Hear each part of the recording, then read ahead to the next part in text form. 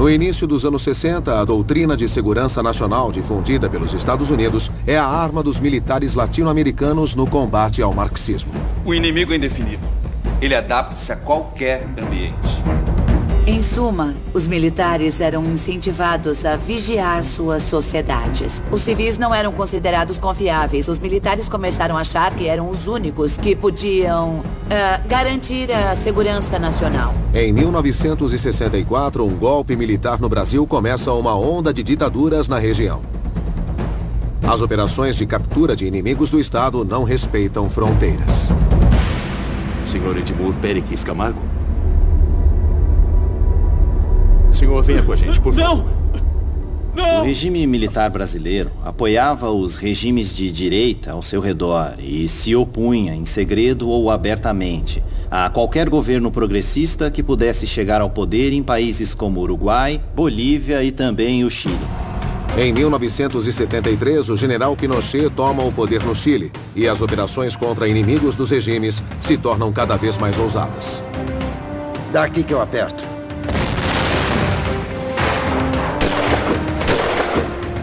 Esses foram os passos que construíram os laços entre as instituições militares e colaboraram com a repressão violenta que conhecemos hoje como Operação Condor. Eu quero propor que chamemos essa operação pelo nome símbolo nacional deste país. Coronel, minha proposta é Condor.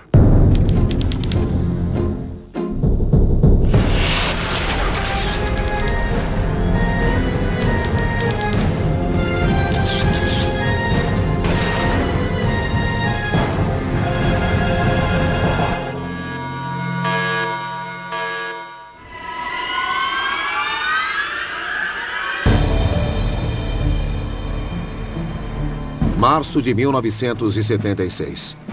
Um golpe militar na Argentina marca o fim da última democracia do Cone Sul. Agora, os aliados de extrema-direita, os agentes da Operação Condor, transformam a Argentina em um grande matadouro. Em maio de 1976, com a situação muito deteriorada, alguns setores formadores de opinião acreditavam que Videla era a alternativa moderada, contra um generalato mais de cunho fascista no estilo das ditaduras da região. Mas em maio de 76 ninguém acreditava nisso. Filho do senador uruguaio Wilson Ferreira Aldunati, Juan Raúl Ferreira estava em Buenos Aires com outros exilados uruguaios quando ocorreu o golpe argentino. Começaram a acontecer fatos que escapavam do controle do governo.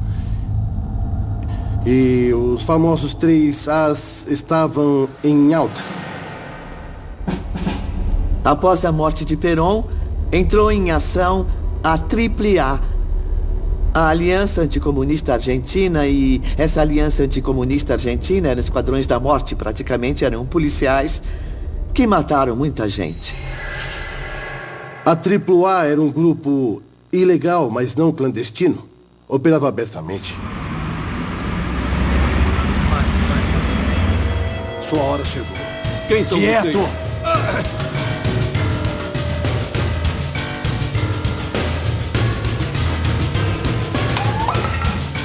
vocês? 2h30, 3 da manhã, ou algo assim.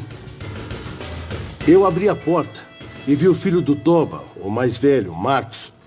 Então o Marcos me disse: eles levaram meu pai preso.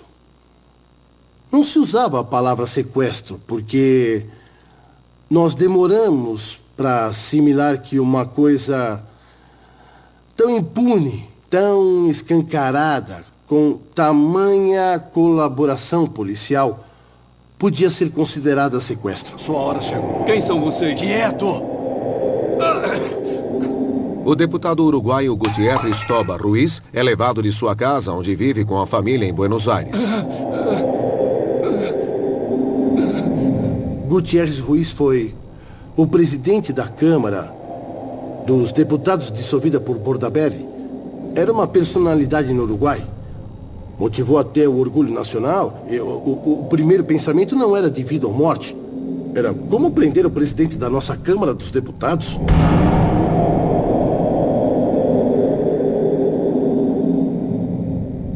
E tudo que veio depois não estava nem de longe dentro das nossas possibilidades.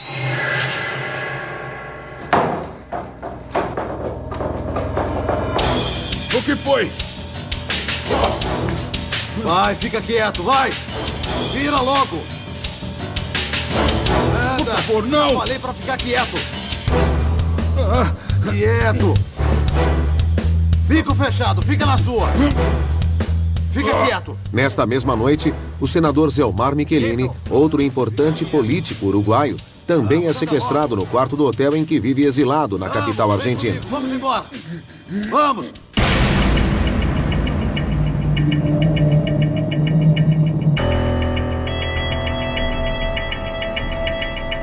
Menos de 72 horas após serem sequestrados, Zelmar Michelini e Gutierrez Ruiz são encontrados mortos num carro abandonado, junto com mais 2 militantes uruguaios tupamaros, Rosário Barredo e William Whitelaw Blanco. Houve um grupo de pessoas que foram sequestradas em maio e apareceram assassinadas. Apareceram os corpos assassinados e com sinais de tortura. Presidente Torres, venha comigo. Entra logo aí. Em 2 de junho, aconteceu a mesma coisa com o general Juan José Torres, da Bolívia. O general Torres tinha muita popularidade em setores do exército boliviano e tinha muita popularidade em setores do MNR, da esquerda da Argentina, que tinha uma das maiores comunidades de bolivianos do mundo. E quem participou do sequestro foi um braço da AAA de Aníbal Gordon, porque se diz que ele liderava um dos braços da AAA. Aníbal Gordon e Eduardo Rufo foram 2 personalidades conhecidas que fizeram parte da AAA e trabalharam com os uruguaios e também com os chilenos. A base de operações do grupo era uma oficina mecânica localizada no tranquilo bairro de Floresta, conhecida como Automotores Orlete. A Orlete era controlada pela CID, que era o Sistema de Inteligência Argentino. E seu primeiro corpo militar foi um centro para prisioneiros da Condor. Havia outros lugares aqui, como o Poço de Banfield e Quilmes, onde desapareceram uruguaios. Não foi somente em Orlete. Acontece que Orlete concentrou uma quantidade de presos estrangeiros. Por isso é tida como uma das sedes principais da Condor.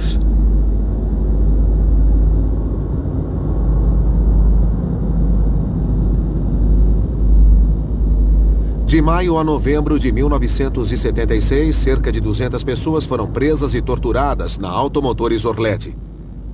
Poucas sobreviveram. Era um campo de extermínio, não um lugar com banheiro e onde te davam o que comer. Passamos 14 dias sem comer nada. Então, era um lugar de tortura. No andar de cima, torturavam. Lá havia 4 ou 5 cômodos onde nos enforcavam, davam choque e tudo mais. E o andar de baixo funcionava como uma espécie de depósito de gente. E ficávamos jogados lá, sem proteção nenhuma, em pleno inverno. O líder sindical Sérgio Lopes Burgos fez parte de um dos primeiros grupos de exilados uruguaios que passou pelo Orlete.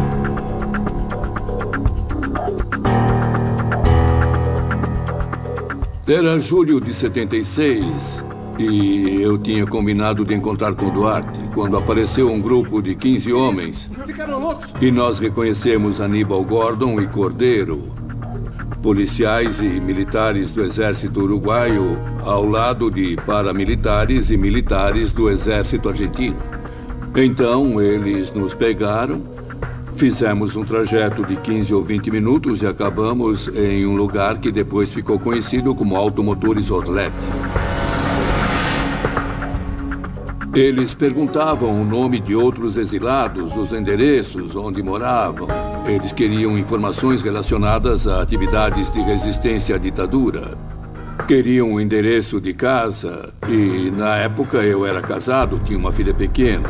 E com o que vi lá dentro, não tinha nem como dar o endereço da minha casa, porque os companheiros que falaram onde moravam acabaram tendo os filhos desaparecidos.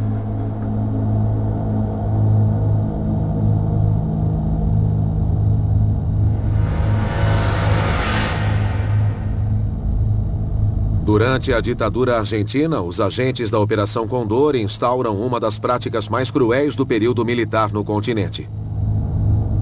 Além de sessões de tortura e assassinato, os centros de detenção clandestinos foram palco de uma das ações mais terríveis do terrorismo de Estado praticado no Cone Sul: o roubo de bebês, filhos de prisioneiras grávidas.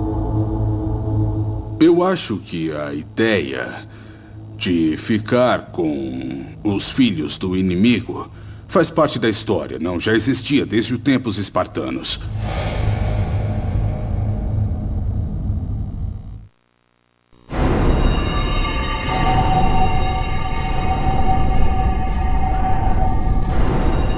No centro de detenção clandestino conhecido como Automotores Orlete, os agentes da Operação Condor começam a sequestrar os filhos das prisioneiras que dão à luz na prisão.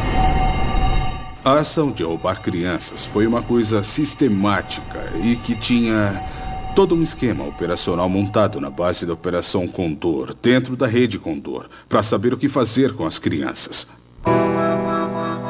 O jornalista uruguaio Roger Rodrigues pesquisou os casos de bebês desaparecidos no Cone Sul. Uma das coisas, por exemplo, que eles faziam, sobretudo dentro da Operação Condor, da repressão interna de cada país, era que os filhos de um brasileiro fossem para o Chile, os de um argentino para o Uruguai e os de um uruguaio para a Argentina. Ou seja, mudar o país de modo que nunca mais pudessem ser recuperados.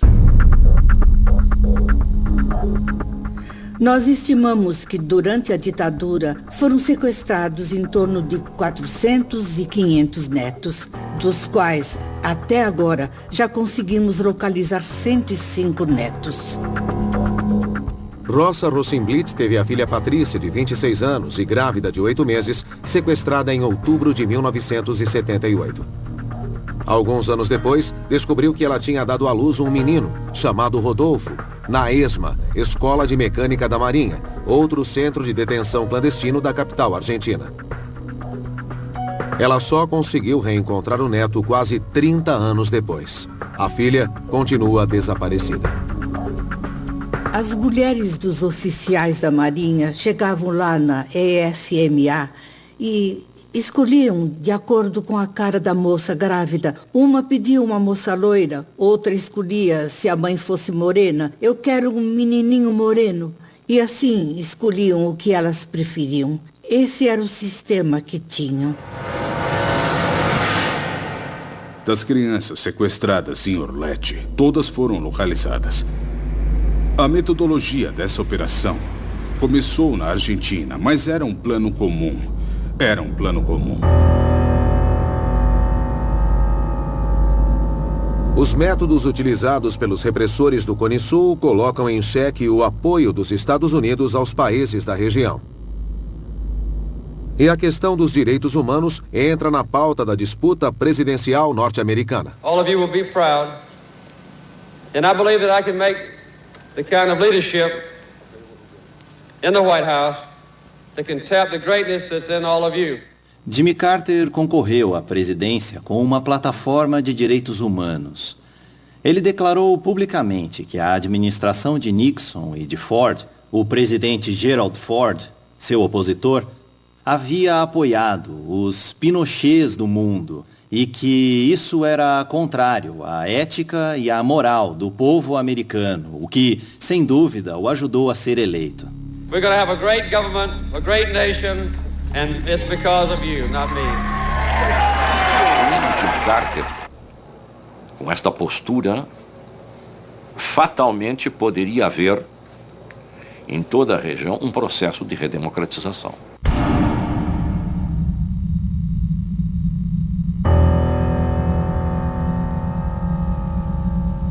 E seriam eleitos quem? Quem teriam? Que candidatos teriam junto ao eleitorado desses países a possibilidade de eleger-se? Evidentemente que, no caso uruguaio, Zelmar Michelini, Gutierrez Ruiz. duas figuras importantíssimas.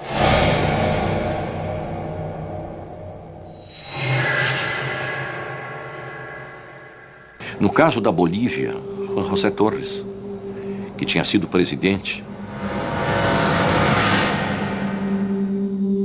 Estas figuras assombravam as ditaduras, cada uma do seu país. O mesmo João Goulart. O mesmo João Goulart.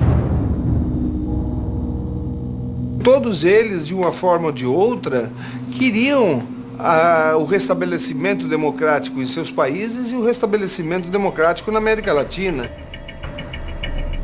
Em 1976, o ex-presidente brasileiro João Goulart vivia com a família em Buenos Aires.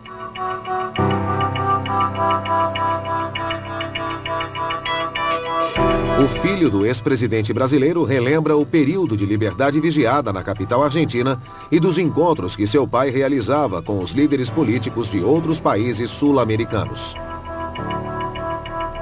Em várias oportunidades houve encontros, nós temos documentos, que é a própria Operação Condor.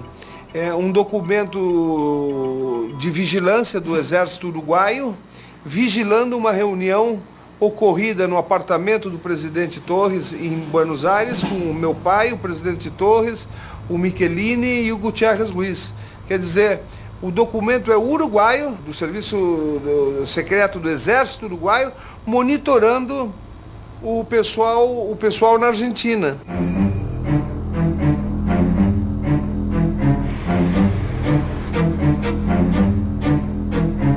João Goulart era potencialmente uma preocupação para a ditadura militar brasileira, porque ele seria naturalmente, num processo de redemocratização, candidato e eleito. O governo brasileiro só considerou o João Goulart uma ameaça ao Estado Democrático de Direito quando ele estava no poder. Em 1976, o João Goulart não representava absolutamente nada. O Brasil estava com todas as instituições funcionando normalmente, já há anos.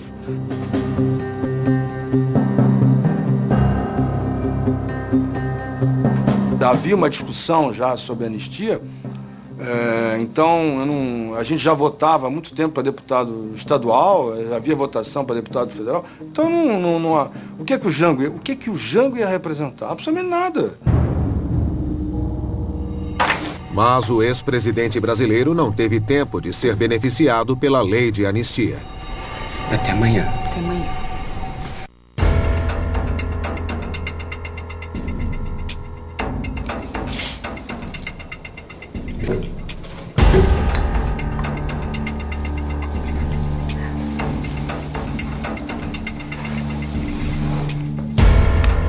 Boa noite. Boa noite.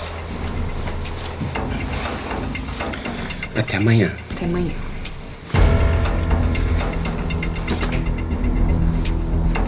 No início de dezembro de 1976, João Goulart morre em sua fazenda, em Mercedes, na Argentina, aparentemente vítima de um ataque cardíaco. Alguém me ajuda, por favor! Duas das coisas mais surpreendentes foi que, num primeiro momento, quando ele faleceu, a fazenda estava a 120 quilômetros da fronteira.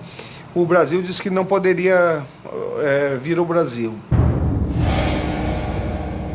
E segundo, quando foi autorizado que ele viesse a ser enterrado em São Borja, não foi feita autópsia nem na Argentina e não foi permitida a abertura do caixão para fazer autópsia no Brasil.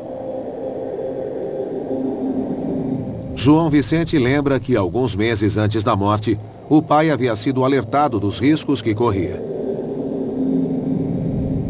O governador Arraes, que era exilado também na Argélia, através do Neiva Moreira, outro exilado brasileiro, manda avisar que através do serviço secreto argelino, ele soube que tanto Jango quanto Brizola estavam na lista do Condor e que avisasse eles urgentemente que saíssem o quanto antes do Uruguai e da Argentina, porque eles seriam eliminados nesse processo da Operação Condor.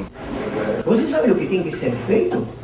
Bom, então vá lá e faça logo. Não me diga mais nada do João Goulart. Em 2008, o ex-agente da inteligência uruguaia detido no Brasil, Mário Neira Barreiro, confirma diante de uma comissão de investigação que João Goulart era vigiado pelos agentes da Condor em seus deslocamentos pelo Uruguai e Argentina.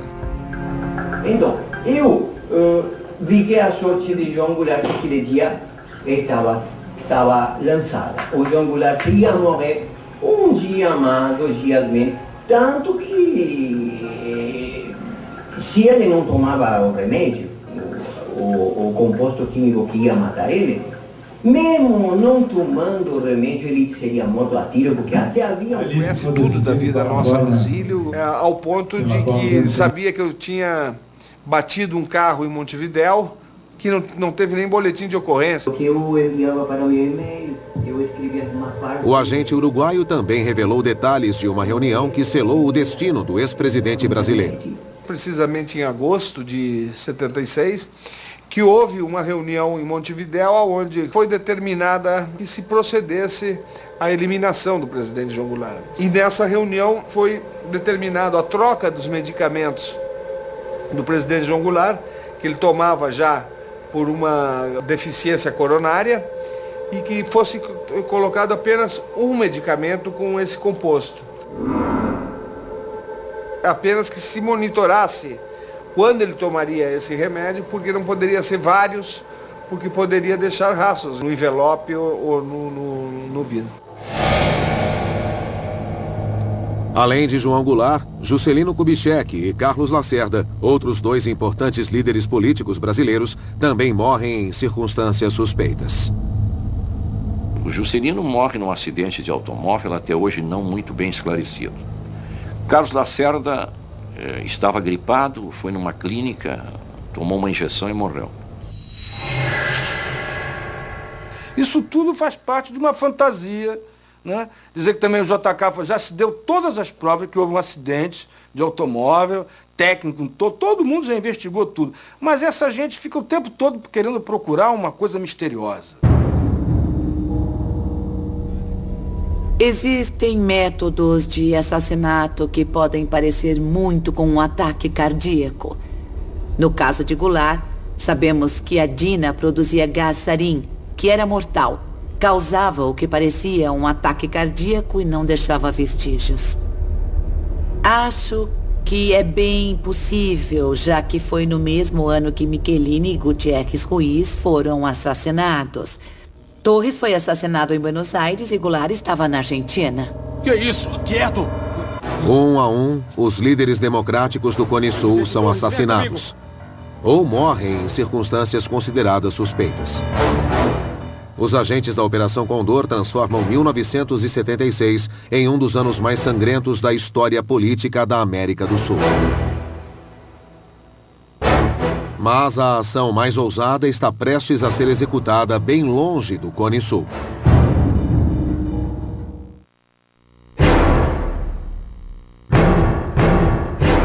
A pressão da comunidade internacional... O ex-chanceler chileno Orlando Letelier vive como exilado político na capital dos Estados Unidos.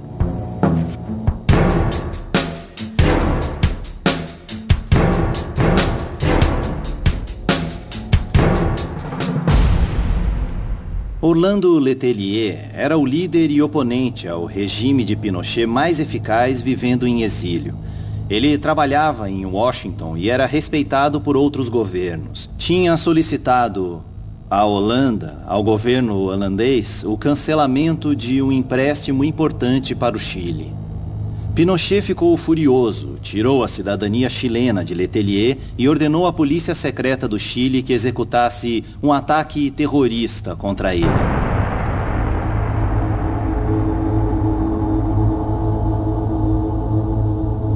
O assassinato de Letelier foi muito complicado porque era uma operação delicada e executada nos Estados Unidos. E também havia várias estruturas que eram usadas para, assim, tentar camuflar quem fosse para fazer o que era para ser feito.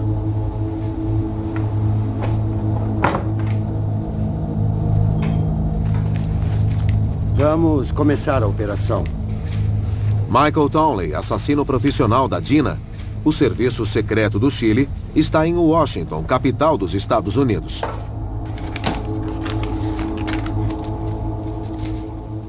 Quando Michael Townley chegou aqui, começou a recrutar cubanos. E ele foi a New Jersey, porque havia cubanos que viviam lá. Alguns estiveram até envolvidos na Operação Baía dos Porcos. E foram os cubanos que planejaram a logística e as operações para colocar a bomba embaixo do carro de Letelier.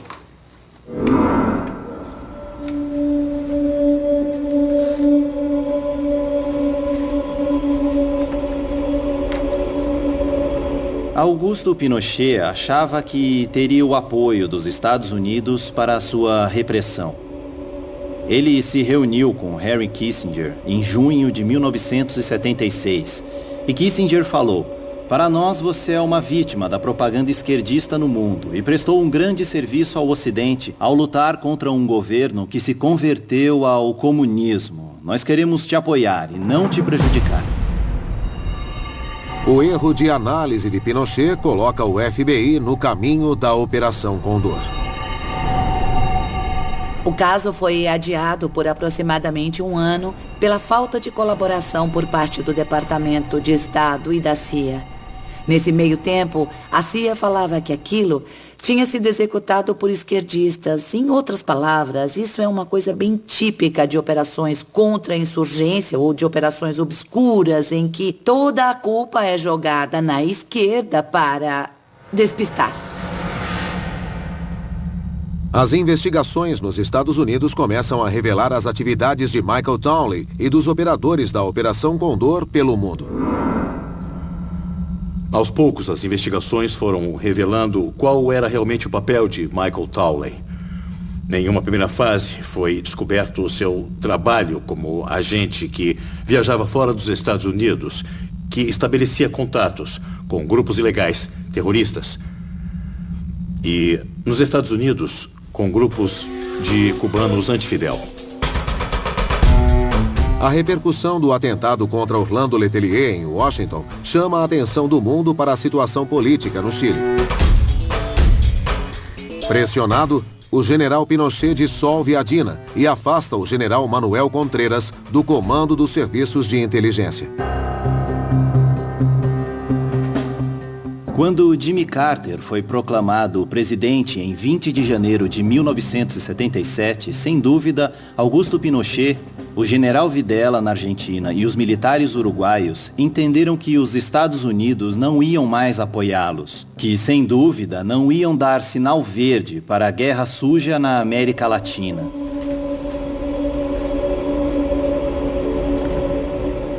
Dois anos depois do atentado em Washington, o Chile aceita extraditar Michael Townley para ser julgado nos Estados Unidos.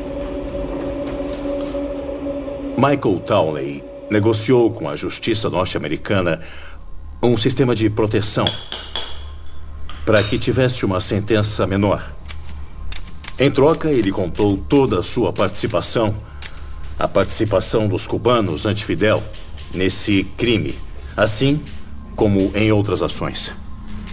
E o que acabou acontecendo? Os principais cubanos envolvidos somente foram detidos após vários anos como fugitivos. Foram detidos, processados e passaram alguns anos na prisão. Michael Townley foi condenado a 10 anos de prisão, mas cumpriu apenas 5. Por colaborar com a justiça norte-americana, foi colocado no Programa Federal de Proteção a Testemunhas e vive até hoje nos Estados Unidos, em liberdade. Durante mais de uma década, as ações dos agentes da Operação Condor ficaram protegidas pelo segredo e pelo silêncio. Entretanto, no início dos anos 90, os detalhes da operação começam a ser revelados.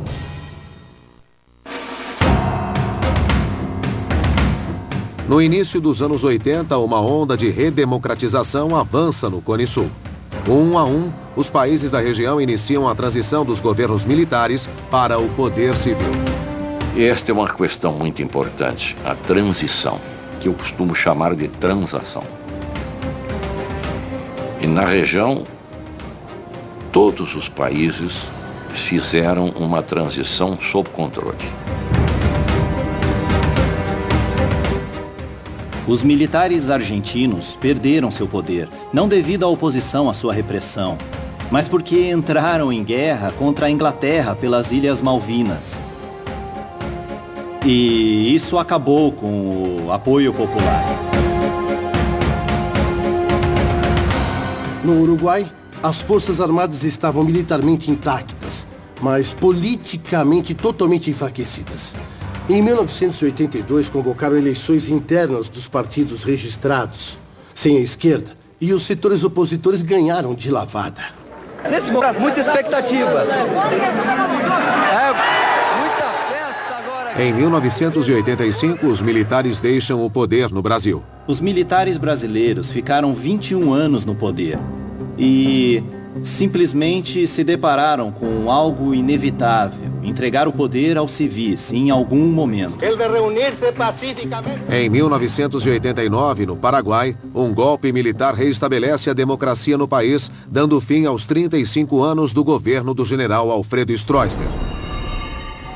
É justamente aí, no retorno da democracia, que as entranhas da Operação Condor começam a vir a público.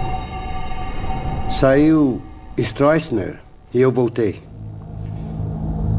E muda a Constituição.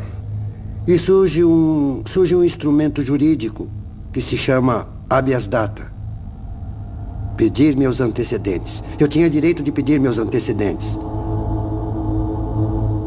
Preso e torturado pela ditadura paraguaia em 1974, o professor Martim Almada passou cerca de 15 anos no exílio sem saber de quais crimes era acusado. Com a nova lei em vigor, resolveu investigar seu próprio passado. Queria saber por que um militar estrangeiro me torturou no meu país. Pedi meus antecedentes. A polícia negou. Não acharam antecedentes. Falaram que nunca eu estive preso. Eu insisti. Um dia recebi um telefonema e uma mulher me falou: professor, seus documentos não estão na cidade. Estão fora de Assunção. E fomos atrás com o juiz Fernandes em 22 de dezembro de 1992. E achamos ali 3 toneladas de documentos arquivados de todos os militares da Argentina, Brasil, Bolívia, Chile, Uruguai e Paraguai. Os arquivos encontrados numa sala trancada de uma delegacia na cidade de Lambaré, perto de Assunção, guardam relatórios da inteligência de 3 décadas do governo de Alfredo Stroessner.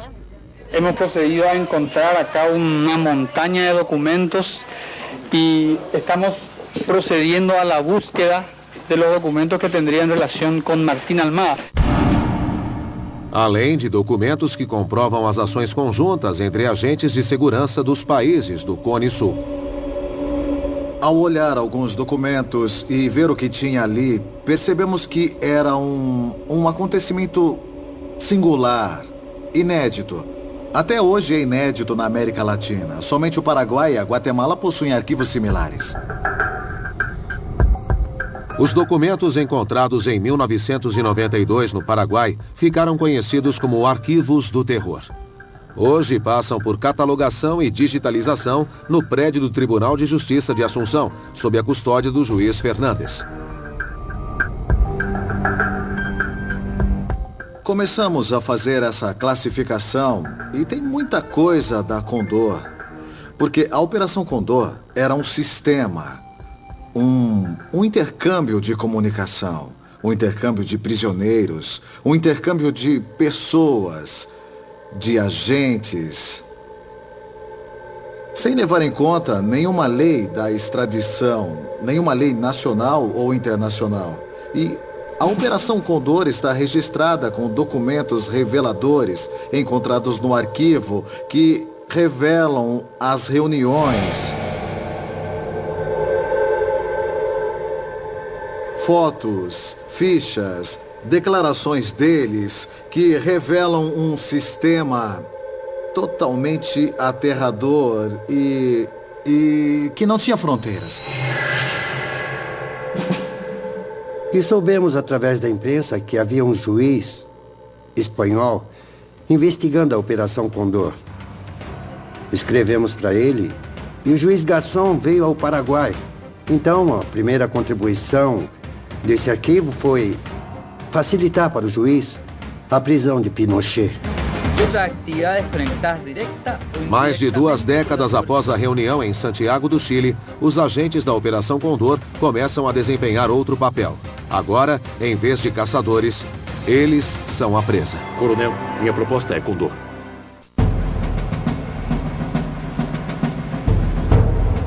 Em 1998, em viagem a Londres para tratar problemas de saúde, o general chileno Augusto Pinochet é surpreendido pelo mandado de prisão emitido por um juiz espanhol, sob a acusação de crimes contra a humanidade.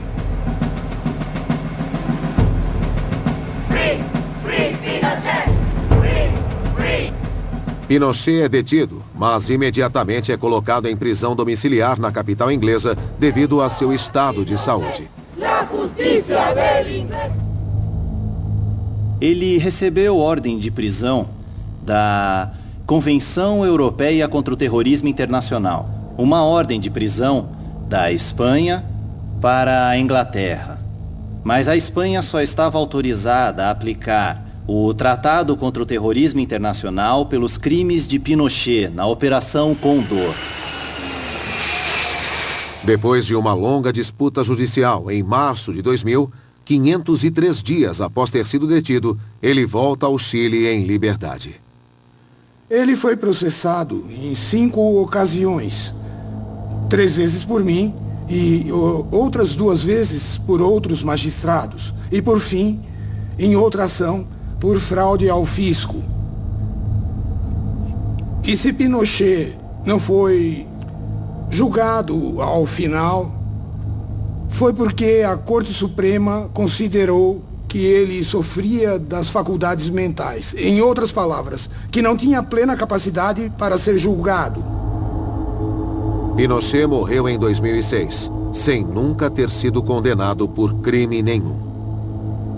Foi uma grande decepção, mas, no fundo, já se sabia que havia pressão de todos os lados.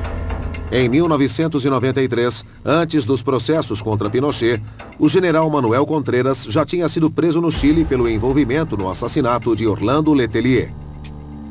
He dicho que no voy a pasar ni un día en la cárcel. Após mais de uma década de processos tumultuados, desde 2007, o ex-chefe da DINA cumpre pena em um presídio militar. Foi possível investigar de modo bem contundente o que era difícil de se realizar em épocas anteriores. No início dos anos 90, na Argentina, a juíza Maria Servini de Cubría reabriu o caso do assassinato do general Carlos Prats, ex-comandante do exército chileno durante o governo de Salvador Allende. O atentado foi em 30 de setembro de 1974. E com aquele longo período de ditadura, era difícil para os juízes que estavam no cargo antes de mim fazerem uma investigação a fundo. Então, quando a ação foi montada, eles contribuíram com alguma documentação que não tinham como revelar antes ou que tinham acabado de acessar. Então, através de uma investigação muito minuciosa, ano a ano, achando que eram 2 ou 3 corpos e chegando a 56 corpos, fomos chegando ao Townley. Em 1999, a juíza interrogou Michael Townley nos Estados Unidos. Até hoje, todas as informações dadas por ele permanecem confidenciais. Nós também assinamos o tal acordo de confidencialidade pelo qual não podemos, sobre o que ele disse no dia, não podemos declarar absolutamente nada. Quase 40 anos após sua criação, a Operação Condor ainda mantém suas atividades rodeadas de segredo. As leis de anistia de alguns países e arquivos militares que continuam em segredo impedem que os agentes envolvidos em crimes sejam descobertos e julgados. Entre os países que sofreram repressão militar na América do Sul e que fizeram parte do que se chamou Operação Condor, hoje eu diria que os mais avançados em busca da verdade e da sanção aos responsáveis pelas atrocidades gravíssimas cometidas durante esses anos são Chile e Argentina. O único processo que absolutamente não anda é o brasileiro. Esse é absolutamente engessado. E qualquer movimento que é feito, por mais tênue que seja, gera uma reação absolutamente desproporcional. No Brasil, uma lei de anistia criada em 1979 pelo último presidente do regime militar inibe a investigação e a punição dos crimes cometidos na época. Em meados de 2012, a presidenta Dilma Rousseff, que foi presa e torturada durante o regime militar, criou a Comissão da Verdade. Outro líder político, o ex-presidente Fernando Henrique Cardoso, obrigado a se exilar do Brasil na mesma época, assistiu à cerimônia de instauração da comissão. Sem camuflagem, sem vetos e sem proibições. A sua criação é muito importante. Como é muito importante uma outra lei sancionada no mesmo dia pela Presidente da República. A lei que trata da classificação e desclassificação de documentos.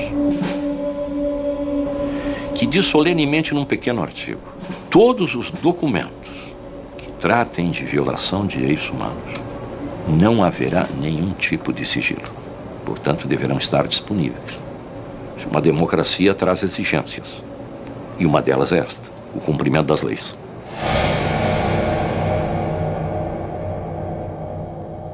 Merecem a verdade factual aqueles que perderam amigos e parentes e que continuam sofrendo, como se eles morressem de novo sempre, a cada dia.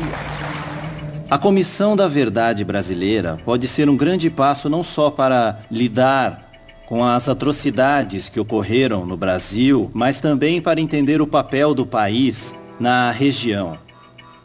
O Brasil foi e ainda é uma potência na região. Foi um líder durante a era militar no Cone Sul. E seus arquivos, ainda mantidos em segredo, irão refletir essa história. Hoje é um líder das nações modernas ao redor do mundo. É co-diretor do Tratado de Abertura Global. E como parte do compromisso de abertura e transparência, o Brasil deve tornar públicos os artigos militares e de inteligência que manteve em segredo durante todos esses anos, para o bem dos brasileiros e também pelo bem dos argentinos, paraguaios, chilenos e de outros países da América Latina que merecem conhecer a verdade sobre o papel do Brasil na região entre 1970 e 1980. Versão brasileira, Tempo Filmes, São Paulo.